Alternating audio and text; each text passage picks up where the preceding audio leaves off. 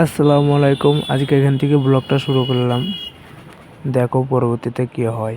এই পৃথিবীতে কেউ কাউকে জায়গা করে দেয় না, এখানে জায়গা করে নিতে হয়, ঠিক কিনা বলেন?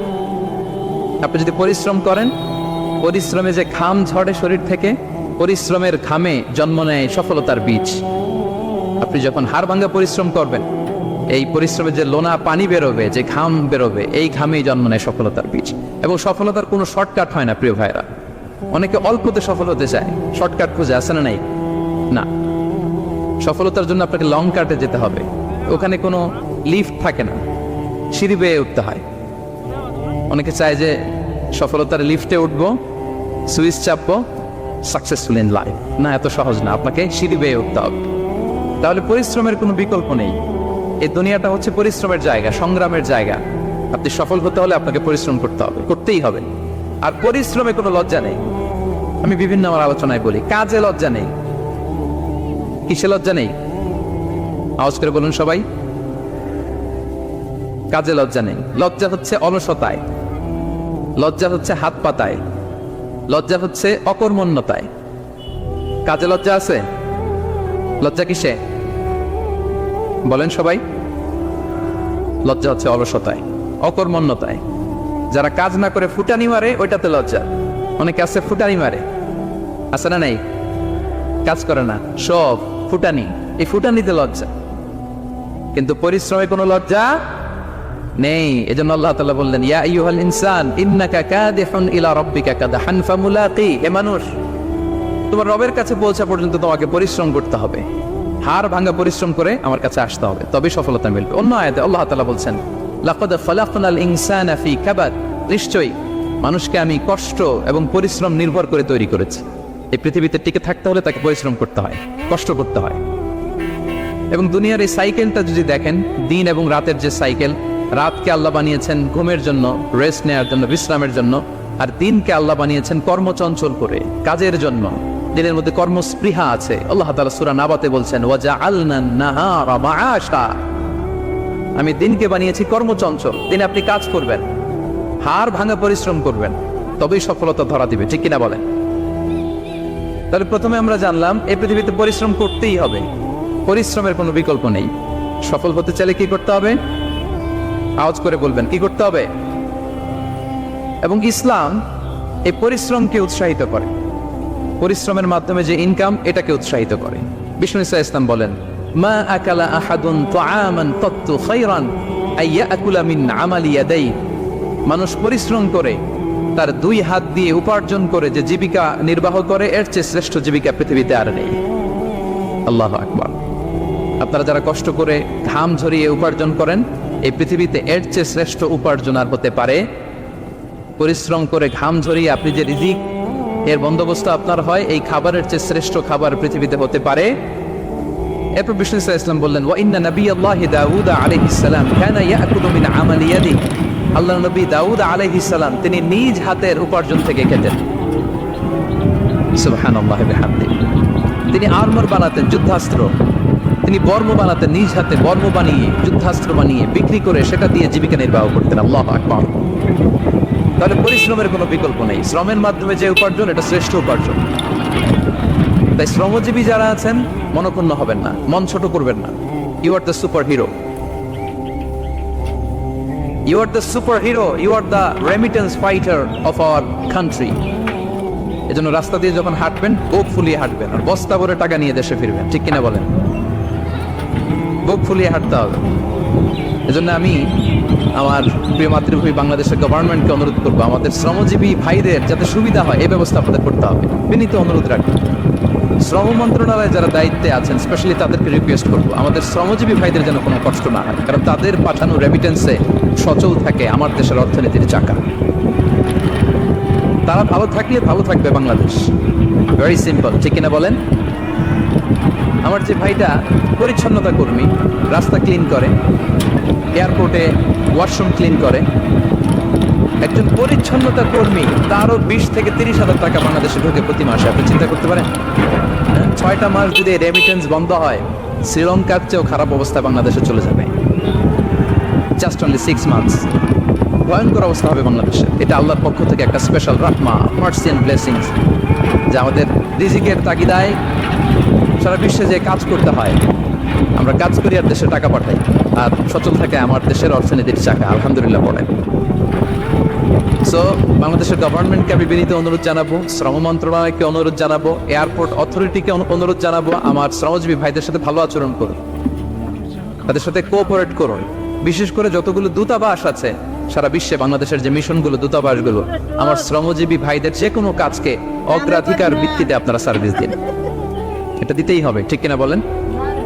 তারা ভালো থাকলে ভালো থাকবে বাংলাদেশ। তো এই জন্য শ্রমের কোনো বিকল্প নাই। নিজ হাতে উপার্জিত অর্থ, নিজ হাতে উপার্জিত কামাই, এটা শ্রেষ্ঠ কামাই। তো আলহামদুলিল্লাহ আজকের অডিয়েন্সের মধ্যে শ্রমজীবী ভাইরা বেশি, আলহামদুলিল্লাহ পড়ে। এটা আমাদের সৌভাগ্য। এই যে বাংলাদেশে এখন চাকরি নাই, চাকরির বাজার মন্দা, মাস্টার্স পাস করে বেকার টোটো কোম্পানির ম্যানেজার, এরকম আছে না নাই? তার বিপরীতে আল্লাহ তাআলা আপনাদের মালয়েশিয়া নিয়ে আসছে, প্রতি মাসে আপনি টাকা পাঠান, আলহামদুলিল্লাহ। আপনি বাংলাদেশের যে উন্নয়ন, বাংলাদেশের যে ডেভেলপমেন্ট, এই যে স্মার্ট বাংলাদেশ বলে বলে মন্ত্রীরা মুখে ফেনা তুলে ফেলে, এটার গর্বিত অংশীদার আপনি, ঠিক কিনা বলেন? আপনি গর্বিত অংশীদার। You are the contributor, you are the real contributor. আপনার অবদানে বাংলাদেশ আজকে সচল, আলহামদুলিল্লাহ। সো মন ছোট করার কোনো সুযোগ নেই। নিজ হাতে উপার্জিত কামাই, এটা পৃথিবীর শ্রেষ্ঠ কামাই, আলহামদুলিল্লাহ। পরিশ্রমের মাধ্যমে যে উপার্জন, এটাকে ইসলাম আমাদেরকে উৎসাহিত করে। শুধু নামাজ, রোজা, জিকির এগুলো নিয়ে ইসলাম আমাদেরকে পড়ে থাকতে বলেন। কোরআনিক অর্ডার হচ্ছে আপনার নামাজ শেষ, আপনি বেরিয়ে পড়বেন, কাজে বেরিয়ে যাবেন। ফাইদা কুদিয়াতিস সালাতু ফান্তাশিরু ফিল আরদি ওয়াবতাগু মিন ফাদলিল্লাহ। বিধানটা কার বলুন? আওয়াজ করে বলুন, বিধানটা কার? এটা কোরআনিক ভার্ডিক্ট, কোরআনের বিধান। নামাজ শেষ, ভুল হয়ে বসে জিকির করতে বলা নেই আল্লাহ। আল্লাহ বলেছে ফান্তাশিরু ফিল আরদ ওয়াবতাগু মিন ফাদলিল্লাহ, জমিনে ছড়িয়ে পড়ো, আল্লাহর রিজিক তালাশ করো। নামাজ শেষ, বেরিয়ে যাবেন। কৃষক চলে যাবে মাঠে, শ্রমজীবী চলে যাবে ফ্যাক্টরিতে, শিক্ষকরা চলে যাবে তাদের শিক্ষা প্রতিষ্ঠানে, কর্পোরেট ওয়ার্ল্ডের লোকেরা চলে যাবে তাদের প্রতিষ্ঠানে। ডেভেলপমেন্ট করতে হবে, সিভিলাইজেশন করতে হবে। নামাজের পরে গোল হয়ে বসে থাকা চলবে না। কি ব্যালেন্স দেখেছেন ইসলাম? আজান হয়েছে তো মসজিদে আসো, নামাজ শেষ বেরিয়ে পড়ো, আলহামদুলিল্লাহ। কি ভারসাম্যপূর্ণ ইসলাম। ফাইদা কুদিয়াতিস সালাতু ফান্তাশিরু ফিল আরদ, যখন সালাত শেষ জমিনে ছড়িয়ে পড়ো, আল্লাহ রিজিক অন্বেষণ করো।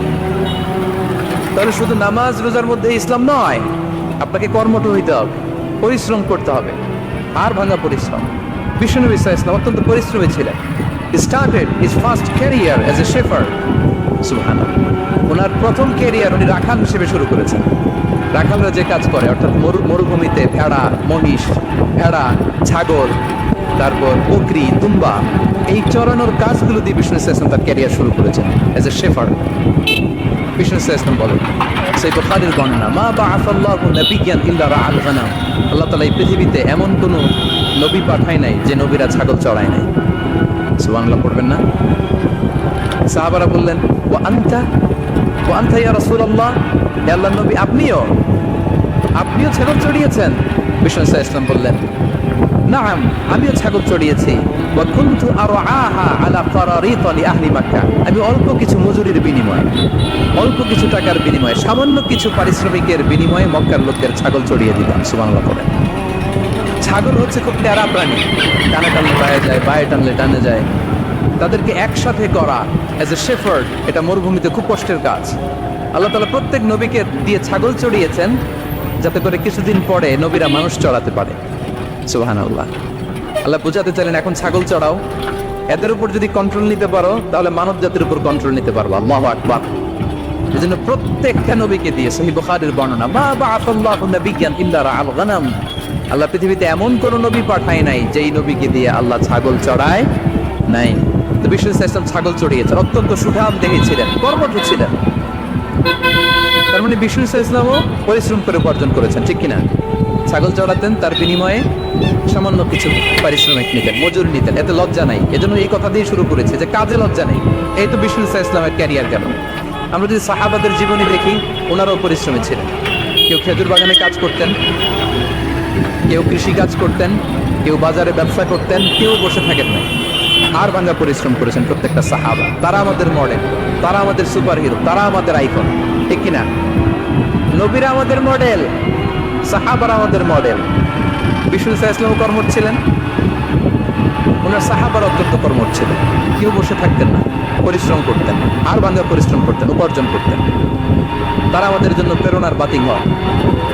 অনেক সাহাবাদের বায়োগ্রাফি থেকে আপনাদেরকে ঘটনা শেয়ার করা যাবে। আমি একজন সাহাবার জীবনী শোনাবো আপনাদেরকে। আব্দুর রহমান ইবনে আউফ রাদিয়াল্লাহু তাআলা আনহু, 10 জন জান্নাতের দুনিয়াতে বসে যে 10 জন সাহাবা জান্নাতের সুসংবাদ পেয়েছেন তাদের মধ্যে একজন, আলহামদুলিল্লাহ বলেন। আব্দুর রহমান ইবনে আউফ রাদিয়াল্লাহু তাআলা প্রথম 8 জন মক্কায় যারা কালিমা পড়ে মুসলমান হয়েছে তাদের একজন। তার স্ট্যাটাসটাকে জেনে নেন। তো তিনি যখন মক্কা থেকে হিজরত করে মদিনায় গেলেন, মনে রাখবেন মক্কা থেকে যে সাহাবার বাড়ি ঘর ছেড়ে হিজরত করেছে তাদেরকে বলে মহাজির, মানে হিজরতকারী সাহাবা। আর মদিনাতে যে সমস্ত সাহাবারা তাদেরকে রিসিভ করেছেন তাদেরকে বলে আল আনসার, মানে সাহায্যকারী সাহাবা। তো যারাই হিজরত করে মক্কা থেকে মদিনায় যেত, বিষ্ণু ইসলাম মদিনার কোন সাহাবীর সাথে তার ভাই পাতিয়ে দিতেন, আল মুআফাত, ব্রাদারহুড করে দিতেন, দায়িত্ব দিতেন যে তুমি এই সাহাবীকে দেখবে।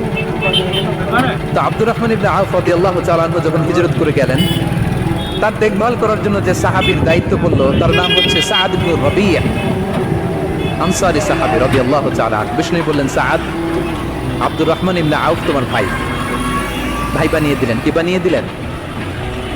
তুমি তাকে টেক কেয়ার করবে, সে হবে তোমার মেহমান। সুবহানাল্লাহ।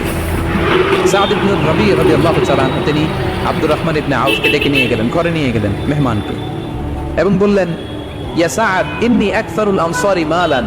হে সাআদ, তুমি চিন্তা করো না, তুমি মনে করো না যে তোমার ভরণ পোষণ দিতে আমার কষ্ট হবে। আমি মদিনার সবচাইতে বড় বিজনেস ম্যাগনেট, সবচাইতে বড় বিজনেস ম্যাগনেট আমি। No tension, don't worry about it. Tension নিও না, আসো, তোমার জন্য আমার কি প্রপোজাল শোনো। ফাআকসিমু লাকা নিসফা মালি, আমার যত সম্পদ আছে আমি অর্ধেক তোমারে দিয়ে দেব। সুবহানাল্লাহ। এত আসতে আপনার বাড়িতে কেউ মেহমান হলে করতে পারবেন এরকম?